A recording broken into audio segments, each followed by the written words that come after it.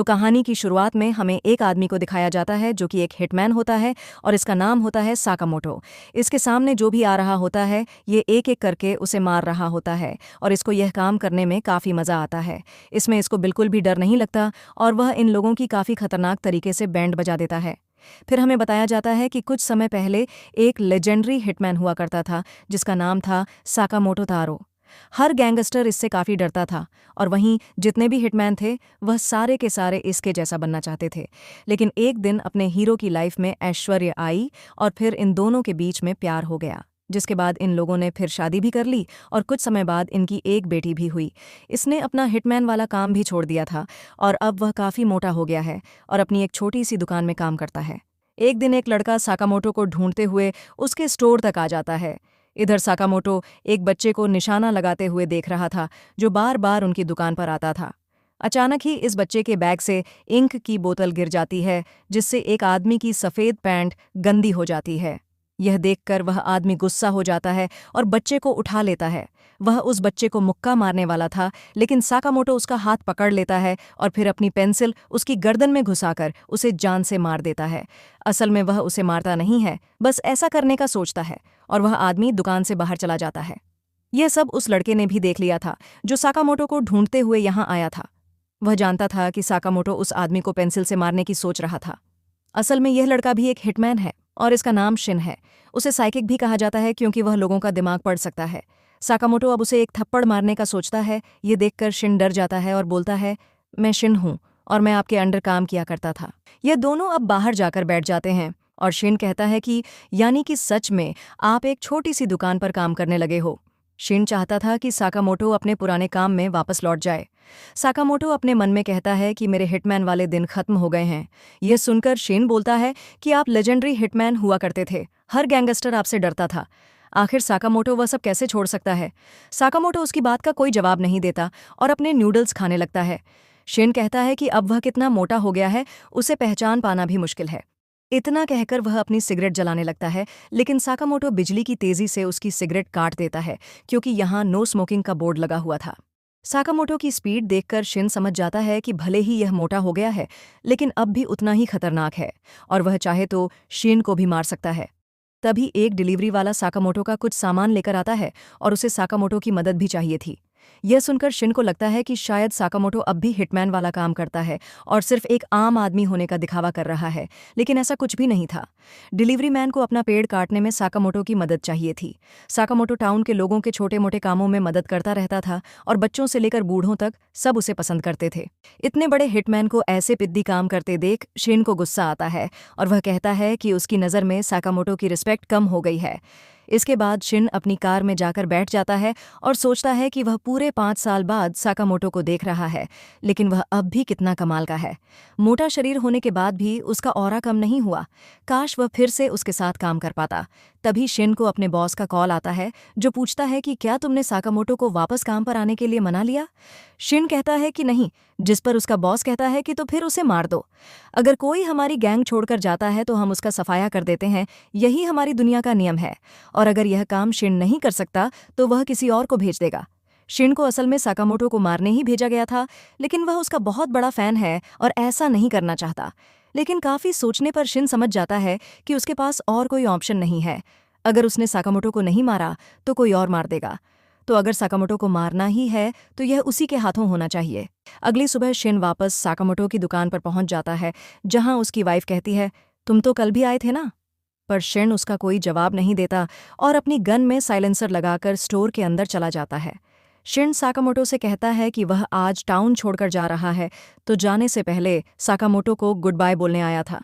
इसके बाद वह साकामोटो पर गोली चला देता है, लेकिन साकामोटो अपनी मुंह की कैंडी को बाहर थूक देता है जो उस गोली से टकराकर उसकी दिशा बदल देती है। इसके बाद वह शिन पर एक आइसक्रीम फेंक कर मारता है और उसके सामने से गायब हो जाता है और शिन उसका माइंड भी रीड नहीं कर पा रहा था। अब शिन का थोड़ा ध्यान बढ़ता है, तभी साकामोटो उसके पीछे से आता है और उसके मुंह पर एक जोरदार लात मार देता है जिससे शिन दूर जाकर गिरता है और कहता है, पता नहीं मैं क्या सोचकर साकामोटो से लड़ने आया था। इसके बाद शिन बेहोश हो जाता है। शिन को जब होश आता है तो वह साकामोटो के घर में था जो उसकी दुकान के ऊपर वाले मंजिल पर ही है। शिन को साकामोटो की परिवार के साथ रात के खाने के लिए बुलाया जाता है और शिन को समझ नहीं आता कि साकामोटो उसे अपने घर क्यों ले आया। कहीं इस खाने में जहर तो नहीं? लेकिन उसके शरीर पर जहर का कोई असर नहीं होता। जब शिन खाना खाता है तो वह उसे काफी स्वादिष्ट लगता है। शायद उसने कई दिनों बाद घर का खाना खाया था और साकामोटो का भी पहली बार यही प्रतिक्रिया थी। शिन को आज यह खाना खाकर इतना अच्छा लग रहा था जितना उसे कभी कोई काम करके नहीं लगा। अब उसे समझ आ जाता है कि इन छोटी छोटी खुशियों के लिए ही साकामोटो ने वह काम छोड़ा था। रात के खाने के बाद शिन साकामोटो को खाने के लिए शुक्रिया बोलता है और जाने लगता है।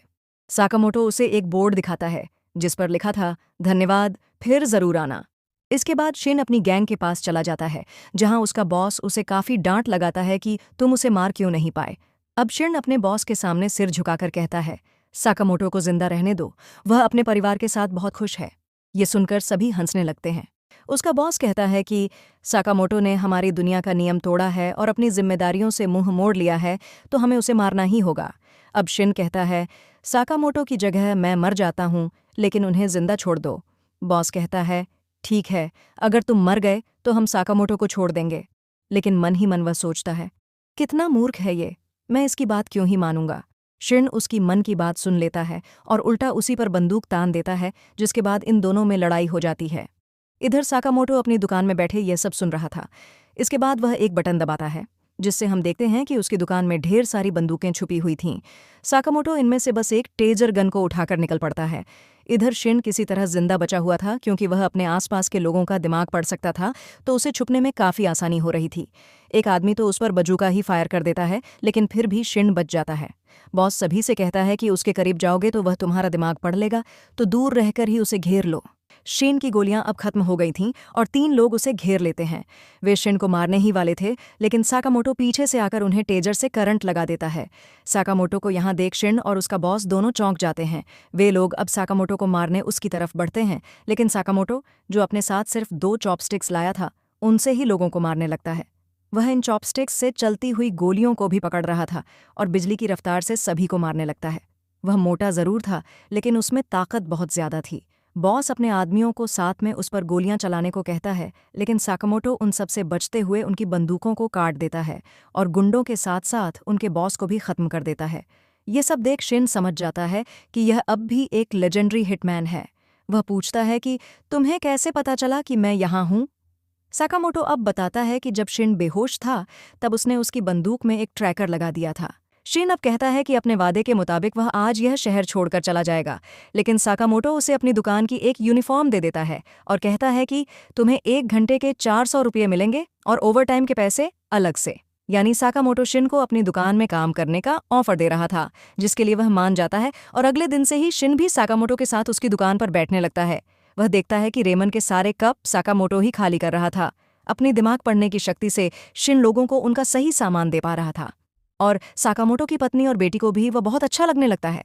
वह बच्चा उसे बाहर चलकर खेलने के लिए भी कहता है, लेकिन शिन कहता है कि अभी मेरी शिफ्ट खत्म नहीं हुई है और यह काम उसके पिछले काम से तो कहीं ज्यादा अच्छा था।